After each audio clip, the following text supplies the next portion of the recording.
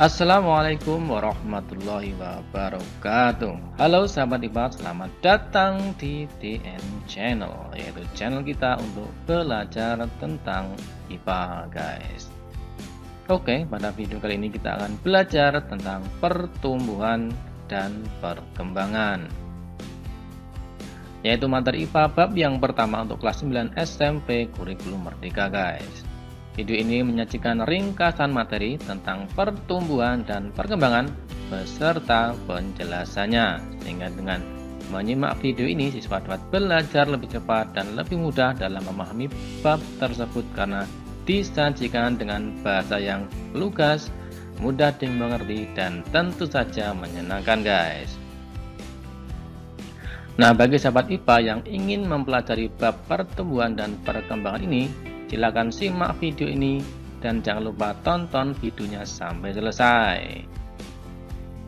Oke sahabat IPA, mari kita pelajari bab pertumbuhan dan perkembangan ini sama-sama.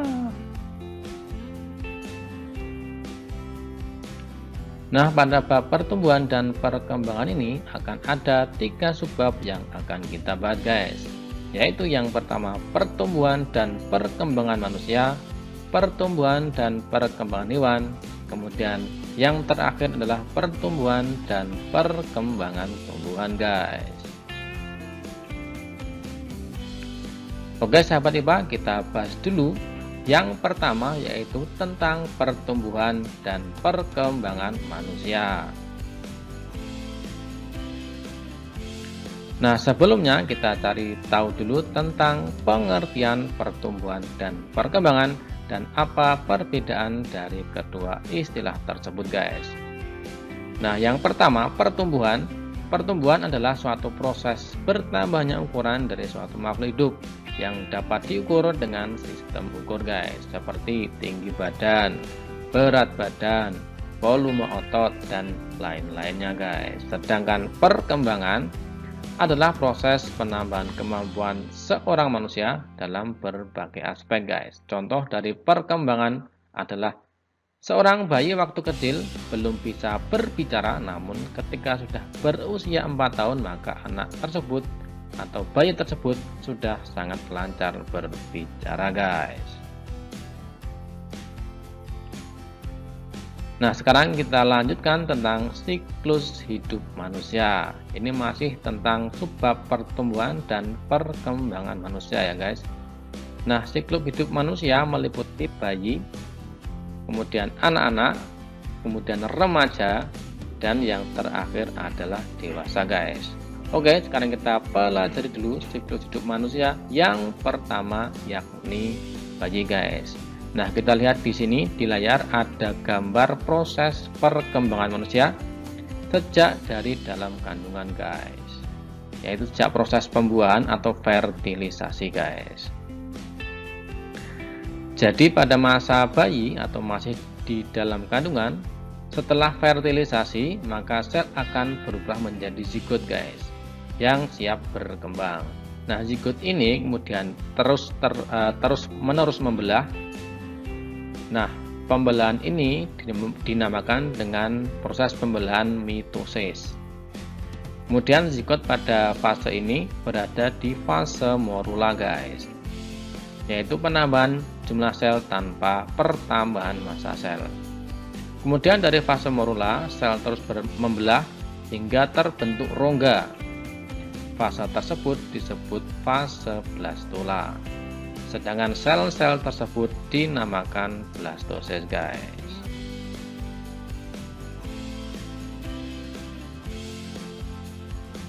Kemudian setelah fase blastula, sel kemudian memasuki fase gastrula dan kemudian berkembang menjadi embrio. Setelah 8 minggu, embrio berkembang menjadi fetus atau janin guys. Nah, perkembangan bayi di dalam kandungan ini akan berlangsung antara 37 sampai dengan 42 minggu guys. Maka setelah itu janin akan lahir.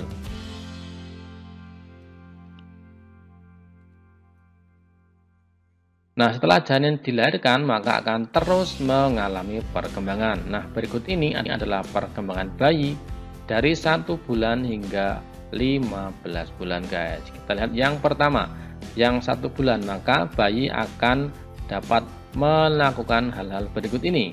Misalnya, melakukan gerak refleks, kemudian jarak pandang fokus mata 18 sampai dengan 45 cm, kemudian menangis tanpa air mata, berkomunikasi dengan menangis, kemudian bisa bedakan bunda dan ayah, guys.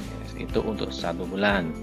Kemudian untuk 2 bulan itu bayi bisa angkat kepala, kemudian gerak refleks juga mulai berkurang, kemudian bisa mengoceh a o, kemudian tertawa, guys. Kemudian 3 bulan genggam benda ukuran sedang. Jadi saat 3 bulan ini sudah bisa menggenggam, guys. Kemudian berguling-guling, kemudian meniru bunyi atau intonasi orang dewasa. Kemudian 4 bulan bisa memegang benda memakai 1 tangan lalu dipindahkan ke tangan yang lain. Kemudian mengulang perilaku atau meniru, ya, guys. Kemudian bisa senang itu berteriak dengan respons lingkungan. Kemudian 5 bulan bayi bisa mengenal bunyi sekitar, menyesuaikan gerakan tubuh dengan ukuran dan jarak benda, guys. Kemudian 6 bulan duduk dengan bantuan orang dewasa, kemudian mencoba merangkak.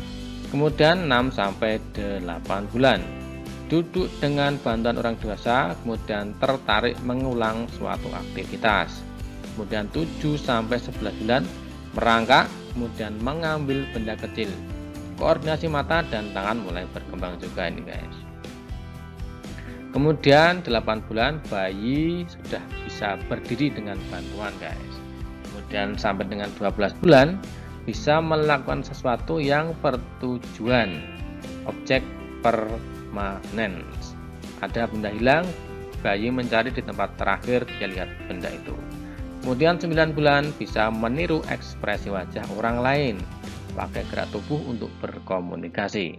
Kemudian sampai dengan 10 sampai 12 bulan bisa mengikuti gerak mata orang dewasa atau menunjuk ke arah yang sama dengan orang dewasa.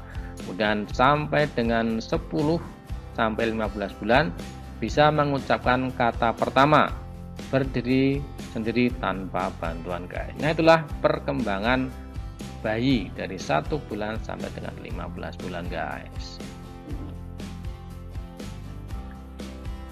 Nah, kemudian setelah kurang lebih 2 tahun maka bayi akan berkembang terus hingga memasuki fase anak-anak, guys. Nah, pada fase anak-anak ini itu dimulai pada usia 2 tahun.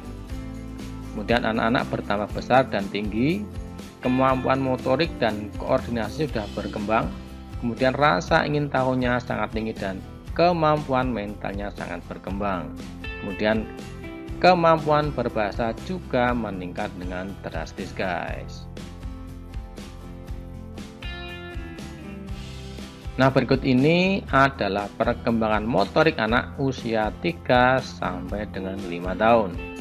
Kita lihat bagian yang kiri yaitu 3 tahun dulu, yaitu perkembangan motoriknya bisa menjaga keseimbangan saat berdiri dengan 1 kaki. Kemudian berbalik atau berhenti tiba-tiba atau cepat. Kemudian bisa melompat setinggi 37 sampai dengan 60 cm. Kemudian bisa naik turun tangga tanpa dibantu, loncat dengan variasi, menendang bola, jalan maju mundur di lintasan, kemudian jalan di titian, guys. Kemudian saat umur 4 tahun maka anak-anak bisa mengontrol gerakan dan merespon saat dikasih petunjuk, misal berhenti, berputar, maju, mundur, dan seterusnya. Kemudian bisa naik turun tangga dengan langkah bergantian. Kemudian memanjat tali atau gelantungan di palang, meniru, mengikuti, menikmati gerakan yang dicontohkan, guys.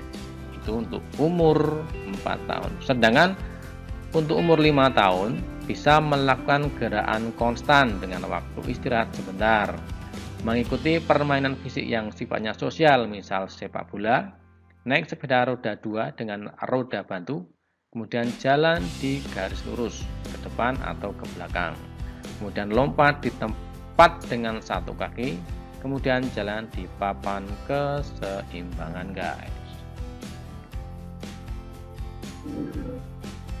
Nah, setelah fase anak-anak, maka manusia akan memasuki fase remaja. Nah, sekarang kita jelaskan tentang remaja dan pubertas, guys. Nah, kita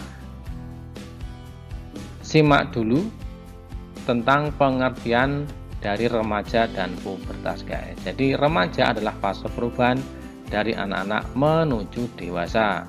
Sedangkan pubertas adalah proses perubahan atau perkembangan seorang dari segi fisik menjadi dewasa secara seksual. Nah, pubertas ini, proses perubahan ini terjadi pada fase manusia yaitu remaja, guys. Nah, ini ditandai yaitu dimulai sejak anak-anak berusia 9 sampai dengan 15 tahun. Jadi remaja dan pubertas ini dimulai sejak anak-anak berusia 9 sampai dengan 15 tahun. Kemudian ditandai dengan perkembangan seksual berupa mulai aktifnya hormon-hormon reproduksi. Artinya pada tahap ini seorang remaja telah mampu melakukan reproduksi, guys. Nah, hormon reproduksi wanita yaitu estrogen dan progesteron membuat remaja putri memperlihatkan perkembangan seksual sekunder berupa dimulainya periode menstruasi. Sedangkan untuk pria, hormon testosteron akan memicu pertumbuhan seksual sekunder dan produksi spermanya, guys. Nah, sekarang kita lihat perbandingan perkembangan seksual sekunder pada remaja, guys. Jadi yang sebelah kiri itu untuk remaja laki-laki dan sebelah kanan di sini untuk remaja perempuan. Nah, untuk laki-laki itu pada masa pubertas remaja, ya, pubertas pada saat remaja ini ditandai dengan tumbuhnya rambut pada wajah, ya, kemudian suara membesar dan tumbuh jakun, kemudian tumbuh rambut di ketiak, kemudian tumbuhnya rambut di kemaluan, kemudian organ reproduksi berfungsi, penis membesar, testis mulai memproduksi sperma, guys. Kemudian untuk remaja putri atau perempuan itu tumbuhnya rambut di ketiak, kemudian payudara mulai membesar, bokong dan pinggul juga membesar, tumbuh rambut di kemaluan, kemudian organ reproduksi berfungsi, kemudian periode menstruasi juga dimulai, guys.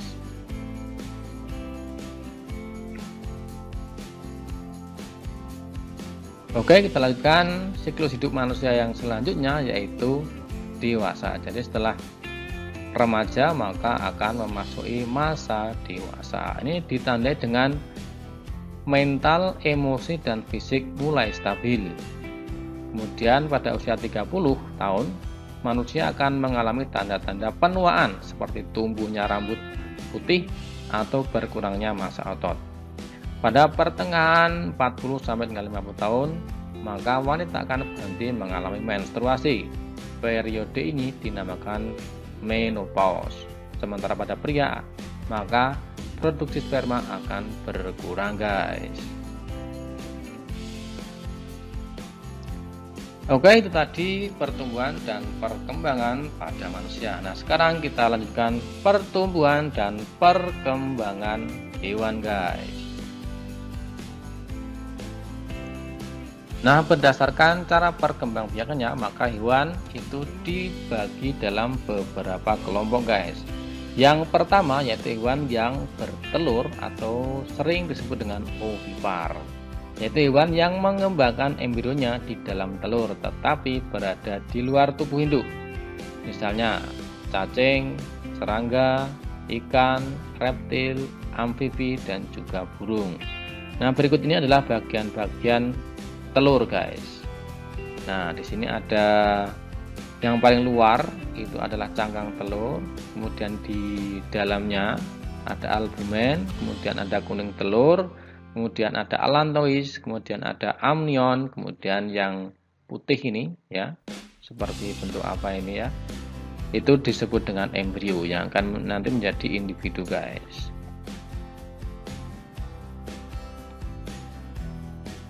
Nah, berikut adalah fungsi dari bagian-bagian telur amniotik tadi, guys. Yang pertama, yaitu cangkang telur berfungsi untuk melindungi, menjaga kelembapan, dan memungkinkan terjadinya pertukaran gas, guys. Kemudian yang kedua, membran berfungsi untuk melindungi bagian dalam telur. Kemudian yang ketiga, albumen berfungsi sebagai tempat terjadinya pertukaran gas antara oksigen dan karbon dioksida di dalam telur. Kemudian yang keempat, kuning telur berfungsi untuk memberikan suplai makanan kepada embrio.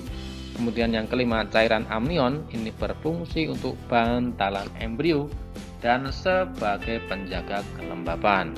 Kemudian yang keenam, allantois berguna untuk menyimpan kotoran dari embrio, guys. Nah, sekarang kelompok hewan yang berikutnya adalah hewan yang bertelur dan beranak, guys, atau ovovivipar, yakni embrio berkembang di dalam telur yang ada di dalam tubuh induk sampai akhirnya telur siap ditetaskan. Contoh beberapa hewan ovovivipar adalah ikan hiu, ikan pari, kuda laut, platypus, iguana, salamander, dan beberapa jenis ular, guys. Kemudian kelompok hewan yang selanjutnya adalah hewan yang melahirkan atau mamalia berplasenta, atau istilahnya adalah vivipar. Embrio hewan ini berkembang di dalam tubuh induknya. Induk dan embrio terhubung melalui plasenta, yakni saluran tempat terjadinya pertukaran material antara embrio dengan induknya, guys.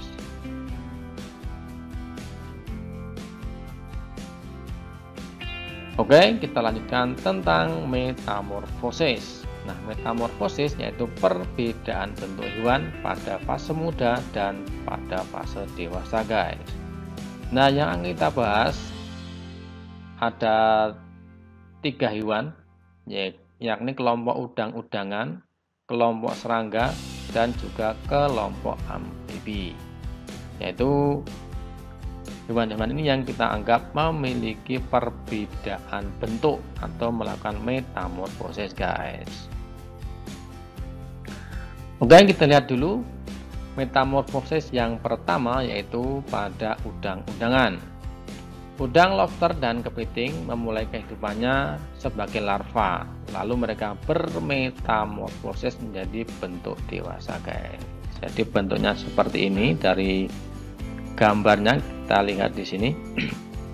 Dari telur kemudian menetas, tingkat pertama ada tingkat kedua, jadi bentuknya seperti ini, kemudian berkembang tingkat ketiga hari ke-15, kemudian tingkat 4 hari ke-32, kemudian menjadi fase post larva ini yang ketiga ini. Yang pertama tadi telur ya, fase telur 1 bulan ini. Kemudian fase larva di sini seperti ini. Kemudian yang ketiga fase post larva berbentuk lobster kecil. Kemudian di sini yang keempat lobster remaja antara 1 sampai 2 tahun. Kemudian yang kelima itu lobster dewasa. Bentuknya seperti ini. Ini umurnya 2 sampai 3 tahun dengan ukuran 250 sampai dengan 500 mm, guys. Nah, itu dia tadi adalah metamorfosis pada jenis udang-udangan, yaitu di sini diilustrasikan atau diwakili oleh siklus hidup lobster, guys. Kemudian metamorfosis yang kedua adalah metamorfosis pada serangga, guys. Metamorfosis serangga dibagi menjadi 2, yaitu metamorfosis sempurna adalah suatu perubahan bentuk yang terjadi pada makhluk hidup dalam pertumbuhannya yang sangat berbeda pada saat larva, remaja, dan dewasa. Nah, metamorfosis sempurna terbagi menjadi 4 fase, yaitu telur, larva, pupa, dan imago atau bentuk dewasa, guys. Sedangkan yang kedua yaitu metamorfosis yang tidak sempurna terjadi pada serangga yang bentuk tubuhnya di fase muda terlihat mirip dengan fase dewasanya. Metamorfosis ini hanya terdiri dari 3 fase, yaitu telur, nimfa, dan dewasa.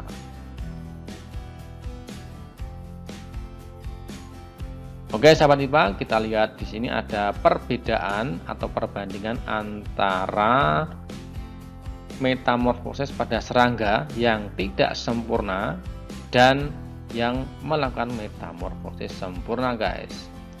Fase larva merupakan fase yang bertujuan untuk mencari makan sebanyak-banyaknya atau fase untuk bertumbuh, guys. Kemudian fase pupa, di masa ini serangga memasuki fase berpuasa. Fase pupa juga merupakan waktu ketika serangga membentuk struktur tubuhnya seperti sayap, antena, dan kaki-kaki. Kemudian fase dewasa disebut juga dengan imago, guys. Nah, pada gambar di sini, kalau metamorfosis tidak sempurna, itu bentuknya hampir mirip ya, guys. Jadi ada telur, kemudian nimfa, kemudian menjadi dewasa.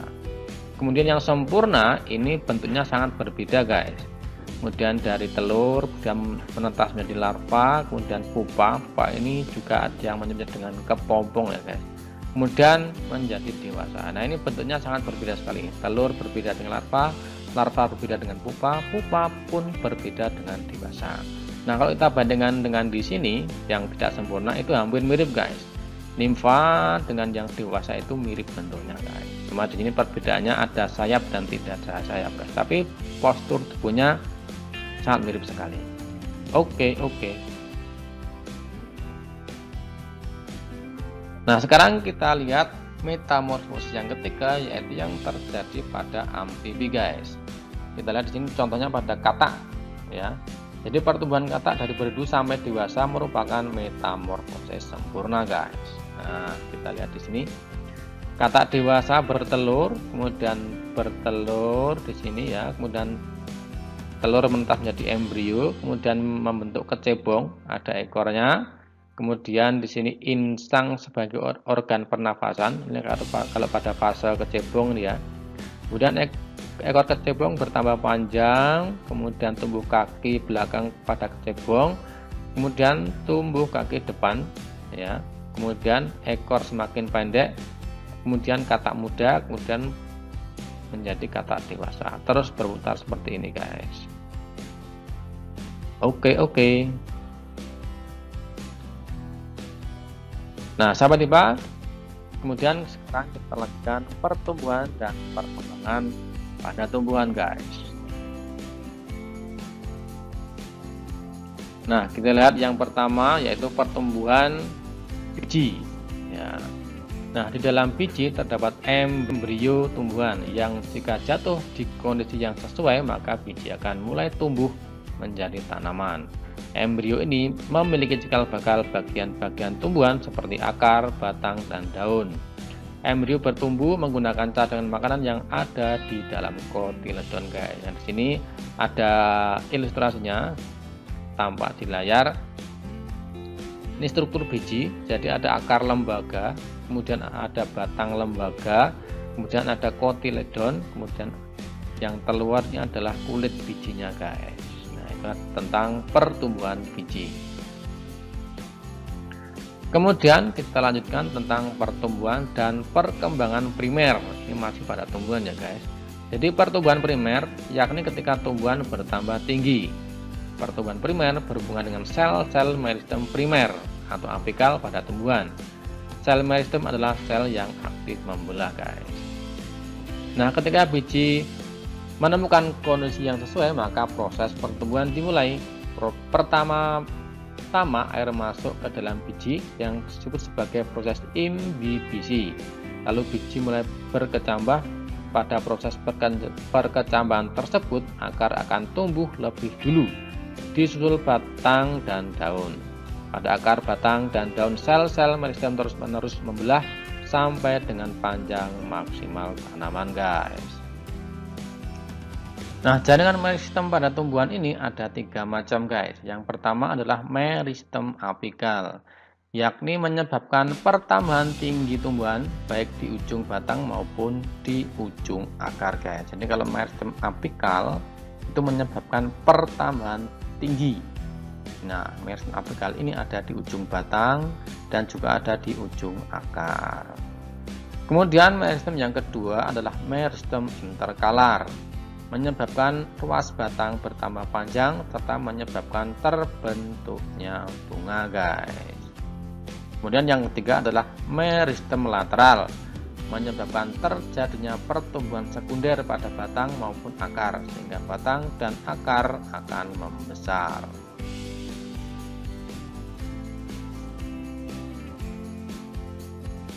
Kemudian kita lanjutkan pertumbuhan dan perkembangan sekunder.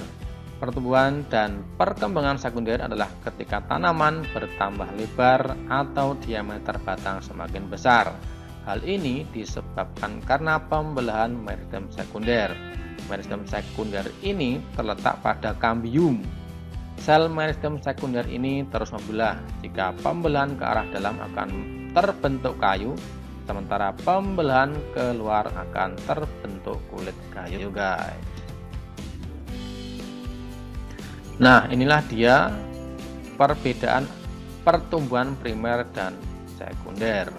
Jadi yang sebelah kiri ini pertumbuhan primer dan yang sebelah kanan adalah pertumbuhan sekunder. Pertumbuhan primer menghasilkan pertumbuhan memanjang atau bertambah tinggi tumbuhan ya. Sementara pertumbuhan sekunder menghasilkan pertumbuhan melebar atau batang tumbuhan itu menjadi semakin besar, guys. Oke sahabat IPA, kita lanjutkan faktor-faktor yang mempengaruhi pertumbuhan dan perkembangan, guys. Nah, yang pertama adalah faktor internal. Adalah faktor yang berasal dari dalam tubuh tumbuhan. Faktor internal tersebut meliputi genetika dan hormon. Contoh hormon pada tumbuhan yang mempengaruhi pertumbuhan dan perkembangan adalah hormon auksin, giberelin, dan sitokinin. Hormon auksin mempengaruhi pemanjangan, pembelahan, dan diferensiasi sel, sementara giberelin mempengaruhi pembentukan biji, perkembangan embrio, dan perkecambahan. Sementara hormon sitokinin berperan dalam pembelahan sel yang merangsang pembentukan akar dan cabang tanaman. Kemudian faktor eksternal adalah faktor yang berasal dari luar tubuh tumbuhan. Faktor eksternal tersebut berupa kondisi lingkungan, tempat tumbuhan tumbuh seperti sinar matahari, air, tanah, kelembaban, suhu, dan tentunya nutrisi. Sinar matahari sangat berpengaruh untuk proses fotosintesis, sementara air dan kelembaban sangat berpengaruh dalam mengatur proses penguapan yang berpengaruh pada pemanjangan sel. Seluruh proses-proses seperti fotosintesis, penguapan, pernapasan, dan penyerapan air semua bergantung pada suhu. Tanah dan nutrisi juga sangat mempengaruhi pertumbuhan tumbuhan karena dari tanahlah tumbuhan memperoleh nutrisi untuk tumbuh, guys.